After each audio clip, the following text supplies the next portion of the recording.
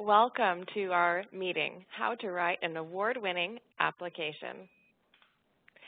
This is Module 1, and we're talking about intention to apply. But firstly, congratulations! You're extraordinary because you have been nominated for the RBC Canadian Women Entrepreneur Awards. Wow. My name is Carolyn Lawrence. I'm the President and CEO of Women of Influence. And we're so excited that you are taking the initiative to start thinking about your application, to start thinking about applying. It is worth it. Let me just start there. But I know it's intimidating, I know it's daunting, and you have a lot of questions. That's what we're here to do. In Module 1, we are going to evaluate a few things to help you get ready. Number 1, we'll talk about eligibility. Do you qualify? Number 2, we'll talk about the application process. And number 3, we'll talk about the intention to apply survey. So let's dive in. Firstly, let's establish that you qualify to enter into the Canadian Women Entrepreneur Awards, because we don't want you to go through all this trouble without actually being a candidate. So let's look at the list here. A nominee must be actively running a profitable business in Canada, be able to show 3 full years of financials as of May 31st, 2014. What that means is that you've been operating for 3 years. You have to also own shares of the company. Now, it's important to note here that we don't weight how much ownership you have, but you do need to be an owner. You also need to hold the senior executive title or be the chief decision maker. So I know we've seen a lot of entrepreneurs over the years where they may be in a family business, or they may have a partner that's either a chairman in name or some other senior title, but really the business rests with them. That's what we're looking for, and that's why we chose this chief decision maker title. We're really looking to understand and recognize that the business rests with you. And so that will be important for you to really explain in your application if there are any other people that hold senior titles. The next one is be responsible for the day-to-day management and the financial bottom line of the company. Somewhat similar to what I just mentioned, but share with us your job description because the business rests with you. We want to make sure that it does. And a lot of people have partnerships. We'll get into that later. But as long as this business rests with you, you qualify. And of course, the last one being if you're the founder, that's a plus. But you can also buy into a company or have joined a company as long as you can prove that you've had significant impact since you joined. Okay? Moving on. So what does the application entail? I know there's a lot of hype over this application, and we often get feedback about how hard it is and how long it is and how women entrepreneurs just don't have the time. We get it, believe me. But we also want to run a credible awards program that looks seriously at the candidates and properly evaluates them and their businesses, not just based on who our friends and sponsors are.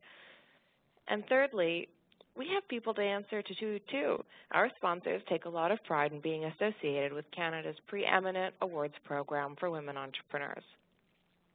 So that being said, we do have to include the big tough questions, and that does involve work. But what I will commit to you is 2 things. One, it is 100% worth it for you and your business, but also we have made great strides this year to make it easier and simpler. So let me take you through what those changes are.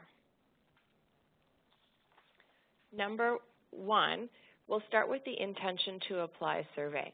This will get some of the important information out of the way early and help you get into your mindset that this is something that you're going to do and you're worth it. So let's go through what's in this survey. 1, the first question, I intend to apply for the RBC Canadian Women Entrepreneur Awards. Check. This is a yes or no answer, and you know it and you deserve it, so you should declare it. The second question, contact information. You absolutely know every answer to this question. First and last name, title, company name, address, email, telephone, website. You got it. Number 3, business indicators. Now, don't get scared here. These are all things that you should know without having to look anything up. They should be top of mind. When was your business incorporated? Are you the most senior person? What is your top line or gross revenue in your most recent fiscal year? Are you profitable? That's a yes or no question. You're not looking to share details here. Which one of the following best describes your business? You'll see here it says drop down. So when you're in your survey online, it will give you a drop down of various different types of businesses like manufacturing or marketing and media. You just select the one that best describes you. And then the last one, how many full-time employees do you have? Are you still with me? Good. Number 4, the applicant overview. This is where we want to learn about you. And what the genesis is we want to know what's the idea or the spark or the gap in the marketplace or personal situation that led you to start this business or inspired you to join this company. If it were me, I might say something like this. I grew up in a traditional household where men talk about work and women cleared the dishes. And I didn't think it was right for me or for women like my mom who didn't want to be clearing the dishes either. So while I was in school searching for my passion and my voice, I heard Heather Reisman speak at an event and was blown away. Women could be this. Women could be CEOs and grandmothers and passionate and authentic, all in one. I couldn't believe it. From right there, Heather Reisman became a role model to me and a beacon of light towards my passion. I wanted to be all those roles, and I wanted that for all the other women who wanted it too, but weren't reaching their capacity in the business world. The story goes on from there on how I got my feet wet in the corporate world and how I came to buy this company and build it from an event company to a multi-platform international powerhouse driven to moving the dial for women in business. Do you hear that?